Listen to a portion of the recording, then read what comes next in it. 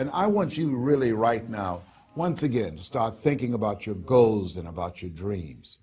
And as you begin to envision them, one of the things that I think that's very important that we have to always go back to, as you look at your goals and dreams, and I want you to expand them, and it's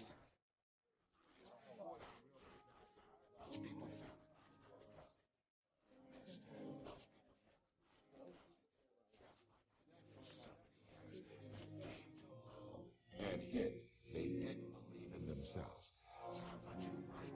As we begin to think about the lessons and all the things that you've experienced and all of the comments and stories and strategies and lessons that you've had, I think it's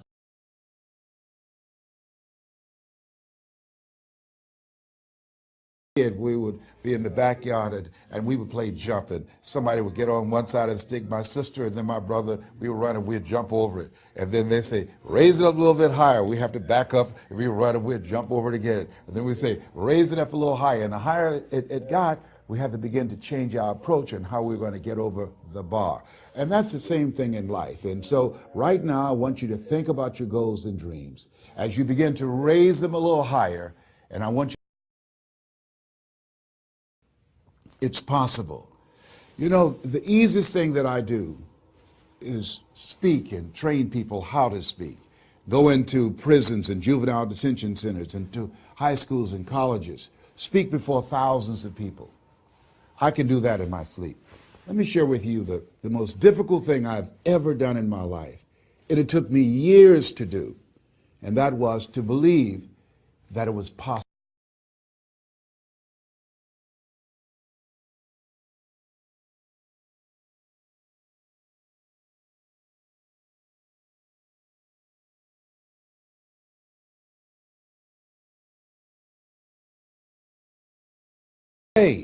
That somebody would want to listen to me, to believe that somebody would pay me to talk to them. Have you ever thought about something you wanted to do and you talk yourself out of it? I remember going to see Zig Ziglar, who I consider the #1 motivational speaker on the planet, and Dr. Norman Vincent Peale when he was alive, and Robert Schuller. I used to see them and I would be so pumped up and inspired after hearing Jim Rohn, who recently passed, one of the great motivational speakers of all time, and Charlie Tremendous Jones. And I would go to my car pumped up, saying, yes, yes, yes, I can.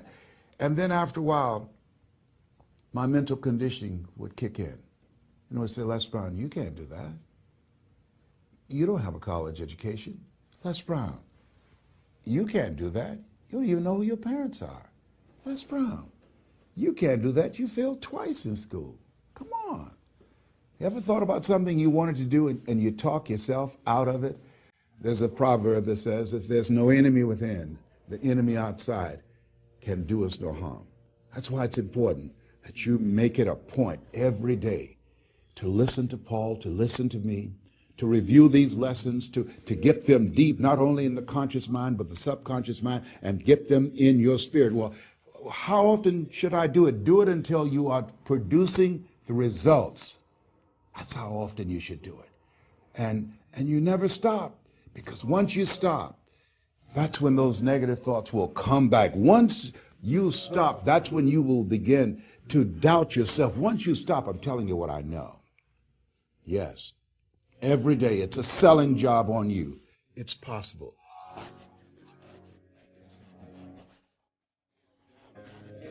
I'm going to make it. It's possible. Yes.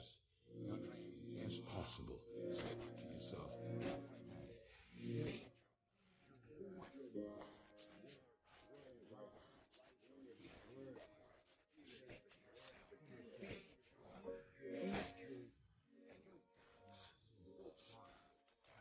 Say to yourself, it's possible.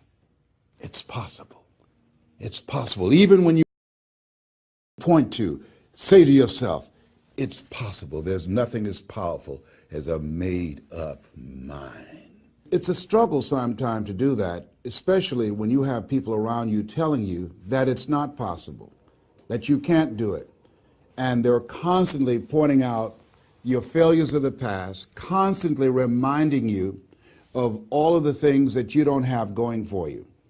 I'm reminded of the story of two little boys that were playing on some ice during the winter. And as they got further out on this ice, one fell through the thin ice. And so the little fellow that was still on top of the ice, he was trying to save his little buddy. And he couldn't reach him. He was trying to pull him. He could see him through the thin ice as he got further away from him, struggling. And he couldn't reach him, and he's trying to break the ice, and he couldn't do it. And he looked around, and he saw a tree in the distance, and he ran, and he got up on the tree, and he pulled and broke down an enormous-sized branch and came back and savagely began to beat that ice and broke it, and miraculously, he saved his friend.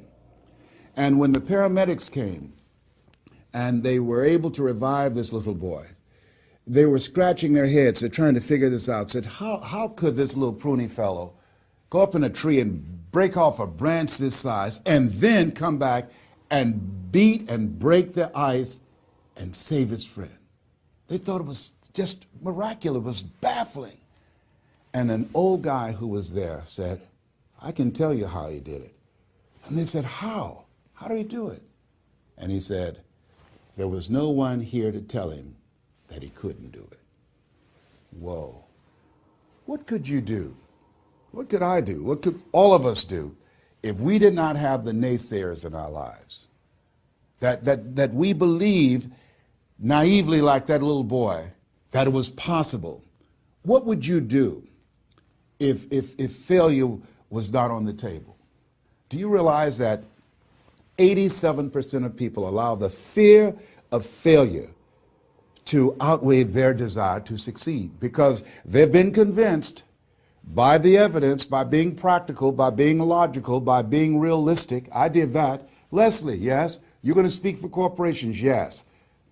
Leslie, do they have a college education? Yes. Do you? Wesley, you know that I don't have a college education. Leslie, are these people experienced? Yes.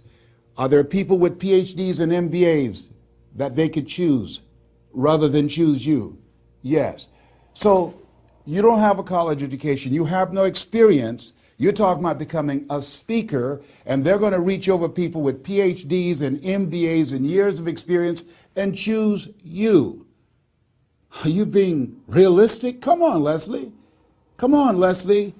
You can't do this. My brother, he's a wonderful person. And he constantly reminded me that I couldn't do what I'm doing now. But that really wasn't the bad part. The real bad part was I convinced myself that I couldn't do it. Not only because of those things that he pointed out, being practical and realistic, but also that within myself, I didn't believe what Mike Williams, my mentor, said was possible for me. Have you ever had somebody who believed and saw something for you that you didn't see for yourself? And here's how I escaped that. I discovered that sometimes you have to believe in somebody's belief in you until your belief kicks in. So here's what I am believing for you. The goals that you right now have, the things that you have envisioned for yourself, this is a reflection. What you've done thus far and what you are engaged in doing is what's possible for you right now. But there's even more. You don't even know what's in the future. Eye has not seen, ear has not heard. If you believe in yourself, if you constantly remind yourself after every defeat, after every setback, every time you get knocked down, I've got a saying, if life knocks you down, try and land on your back, because if you can look up, you can get up. See, a lot of people, because of failure, they stop believing. Let me share something with you. You will fail your way to success. Yes. 8 out of 10 millionaires have been financially bankrupt. You will fail your way to success. It doesn't matter how many times you fail. It doesn't matter how many times people tell you that you can't do it. It doesn't matter if you don't have a dime in the bank.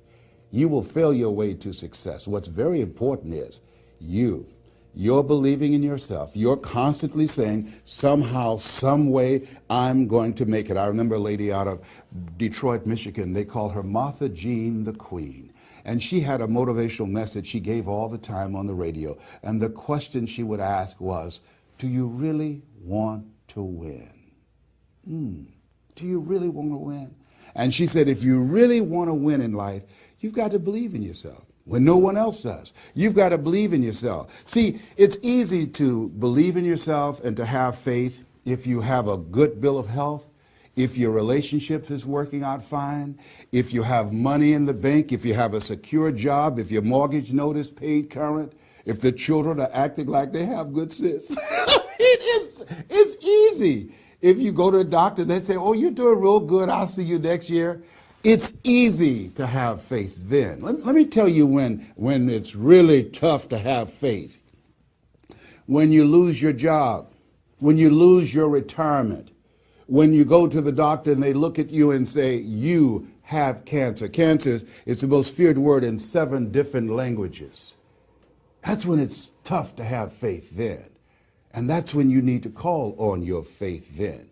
They said faith is the oil that takes the friction out of living. That's when you need to believe in yourself then and judge not according to appearances and say to yourself, it's possible. It's possible. I can make it. It's possible. I'm going to get through this. It's possible. I'm not going to allow this to get the best of me. Yeah. I don't know what you're up against. I don't know what you're facing, but here's what I do know. You've got something special. You've got greatness in you. And I know it's possible that you can live your dream.